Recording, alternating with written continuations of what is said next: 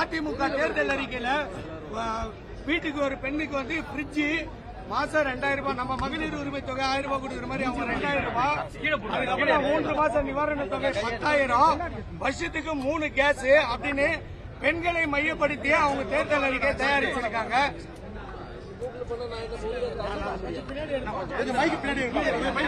கொஞ்சம் பைக் பின்னாடி சொன்னா கேளுப்பா, மைக் கிட்ட வராது, கொஞ்சம் கை வெளியே ஏன்பா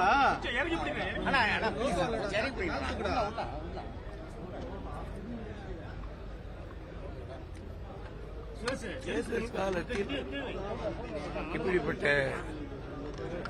அறிவிப்புகளை செய்வது சில கட்சிகளுக்கு வாடிக்கை, அது இது ஒன்று.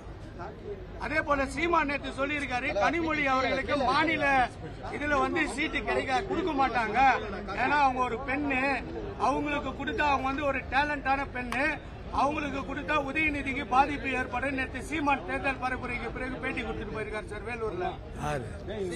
சீமான் நாம் தமிழர் சீமான். எனக்கு அதெல்லாம் பதில் தெரியாது. இப்போ அவங்களோட தேர்தல் அறிக்கையில பத்திரிகையாளர் நலன் கருதி பத்திரிகையாளர்களுக்கு எல்லாருமே சில சலுகைகள் எல்லாம் கொடுத்திருக்காங்க. அது போல நம்மளோட தேர்தல் அறிக்கையில பத்திரிகையாளர்களுக்கு ஏதாவது வரதுக்கு வாய்ப்பு இருக்கா சார்? மருத்துவ காப்பீடு, அதுக்கப்புறம் வீடு கட்டுறதுக்கு 10 லட்சம் ரூபாய் வட்டி இல்லா கடன் அதிமுக தேர்தல் அறிக்கையில கொடுத்திருக்காங்க. அது போல திமுகவோட தேர்தல் அறிக்கையில பத்திரிகையாளர் நலன் கருதி ஏதாவது வரதுக்கு வாய்ப்பு இருக்கா? நான் இந்த தேர்தல் அறிக்கை குழுவில் இல்ல, இப்பதான் பேசிக்கிட்டு இருக்காங்க, என்னன்னு தெரியாது, போனாதான் தெரியும். அதிமுக நிறைய தேர்தல் அறிக்கை வெளியிட்டிருக்காங்க, அதிமுக நிறைய தேர்தல் அறிக்கை வெளியிட்டு இருக்காங்க. ஆனா அதுக்குரிய நிதி கிடைக்குமா? ஏற்கனவே திமுக நிறைய கடன் வாங்கிடுச்சு, 9 லட்சம் கோடின்றாங்க. ஆனா இவங்க தேர்தல் அறிக்கையை அதை நிறைவேற்றணும்னா பல லட்சம் கோடி செலவாகும். அதை பத்தி உங்களோட கருத்து சார்?